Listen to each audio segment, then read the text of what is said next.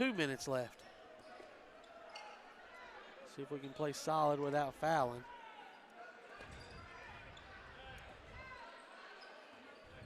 Holcomb kicks it.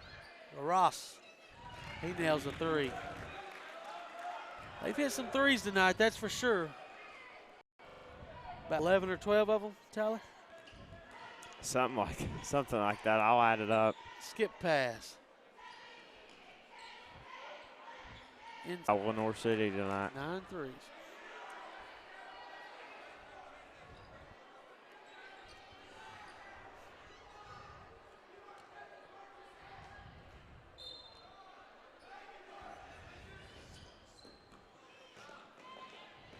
Holcomb all the way.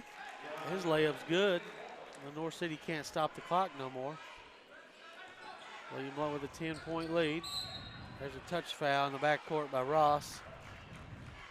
I guess they'll try to extend this game. Not quite sure why now. 10-point deficit. You know they got those 6-point plays. Oh no, they don't.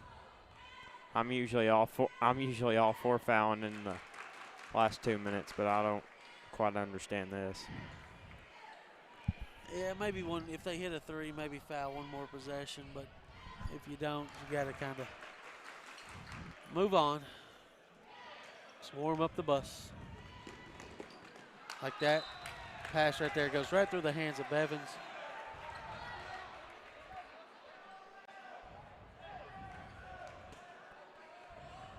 Pride 5 for 6 from the line in the fourth quarter. And the one he missed, he got his own rebound.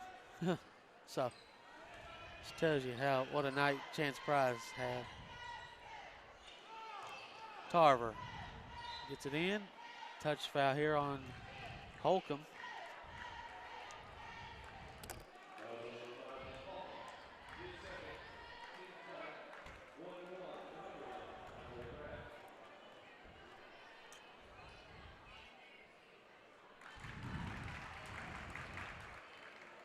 Free throw good for Pratt. Is that his? So he's got 5 now. And now he's got 6 as he gets every bit of the rim, but it drops in. 50 seconds left here on this first day of February.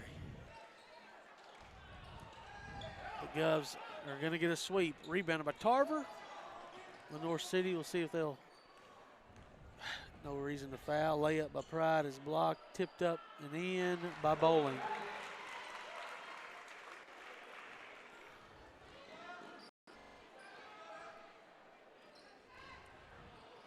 Reardon blocks Kaiser on a 3.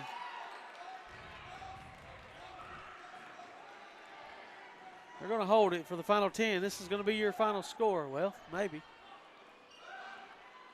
4 seconds left. 74 for the Govs, 58 for the Panthers. And William Blount holds serve here at home.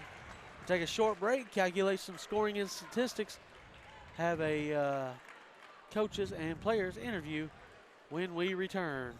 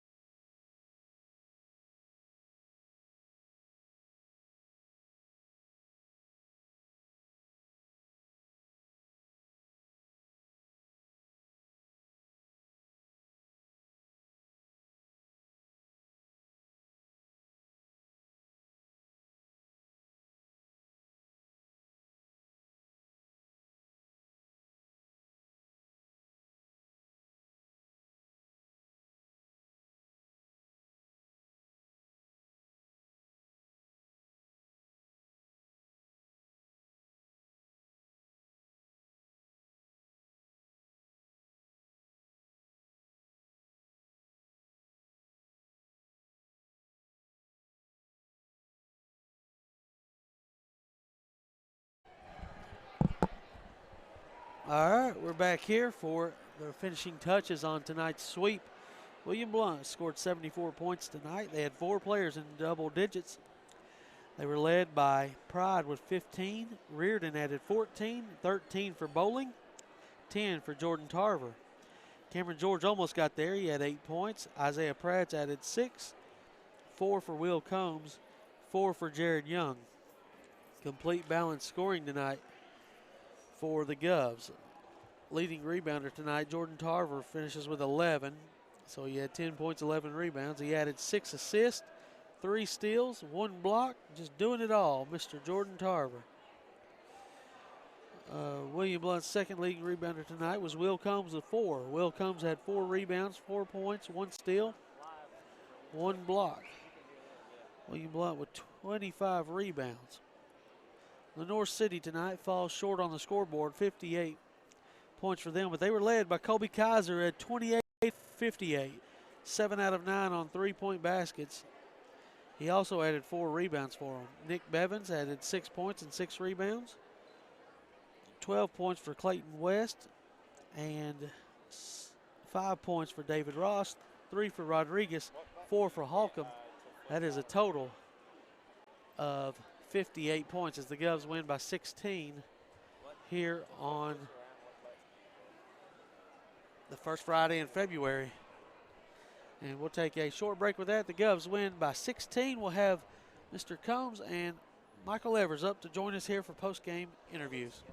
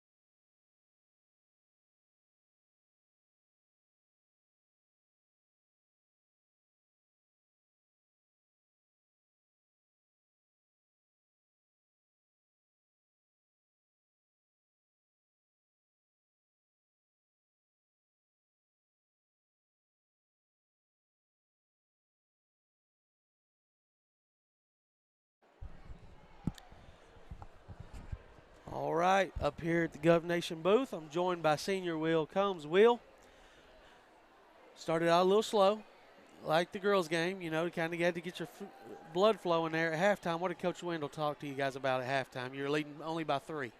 Well, we had good defensive intensity. They were just hitting shots, so he just said keep up the intensity, and that'll create on the offensive end. It did. And right there, y'all turned a lot of steals into layups on the other end. Talk about that, how fun that is to start pressing, turning steals into layups on the other end. Oh, all it does is carry momentum into your offense and defense. It just hypes everybody up on the offensive end, and that's what creates the steals.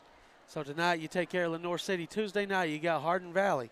Hardin Valley's been an up-and-down team this year. They, I know they beat Fulton. I think I saw one score earlier this year, but then turn around and have had some weird losses. What do you remember from Hardin Valley the first time? I was injured, so okay. I didn't really get to see a whole lot on the floor, but I really think it's all down to defensive intensity, just like this game. All right, and we'll need to carry that on into the postseason. As you know, we got a lot of home games here, preparing for the district tournament. Got to hold serve there, keep winning, stay in that 4 or 5 spot, and try to do what we can in the district tournament at home. Yes, sir. Thank you for your time, Will, and congratulations on a good game tonight. Bring in Mike Evers.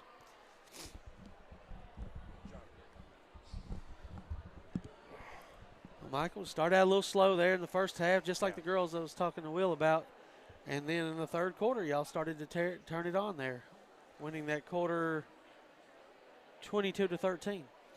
Well, we just manned up and started getting stops. We started That's good. getting stops, manning up, and then we started hitting our shots. We weren't hitting our shots early, and defensively in the first half, we weren't doing a very good job of staying in front of our guy. And offensively, we were getting good shots in the first half. Like the first time we played them, we just weren't hitting them. Obviously, we didn't go on the run we did in this second half like we did the first time, but we still did enough to win the game.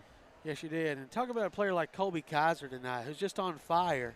What do you try to do when you got a player that's just out of his mind, hitting everything? Well, when he shot lights out like that, he's a good shooter. He's a good basketball player. I wasn't expecting 7 from him, but he did a good job. But defensively, well, we got to do a better job of that. Just when he passes the ball, we just can't let him have it again. We got to let him defer to another option and not let him get it. We just weren't getting hands up, and he was after you hit about 4 or 5, the rim looks really big, and if a hand's not up, you can't stop it. All right, so Tuesday night and next Friday, 2 big games. Again, every game's important right now down the stretch. On our home court, we got West on Friday, but first we got Hardin Valley on Tuesday. Talk about those 2 teams and what you've seen on film from them. Hardin Valley's a really, really good team. We beat them the first time because we got hot in the third quarter. That's it. First, second, and fourth quarter, very even. They actually, I think they had the advantage by 2 points, but we outscored them by about 14 or 16 in the third. But they're a really good team. They're playing really, really good basketball right now. They've had close games with teams like Catholic and West, and it's going to be a really tough game for us Tuesday. And West gave us a lot of problems. The last time we played them, they got really hot. They're an up-and-down team. It just depends on how they're shooting that day. But their defensive intensity is what gave us the most problems last time. And if we have an answer for that, we should be good to go on Tuesday and Friday. All right, there you have it. It sounds like from Coach Evers and from senior guard Will Combs, the defensive intensity's got to be top-notch. We'll be there here at 6 o'clock on Tuesday for the next broadcast against the Hardin Valley Hawks. Thanks, Gov Nation.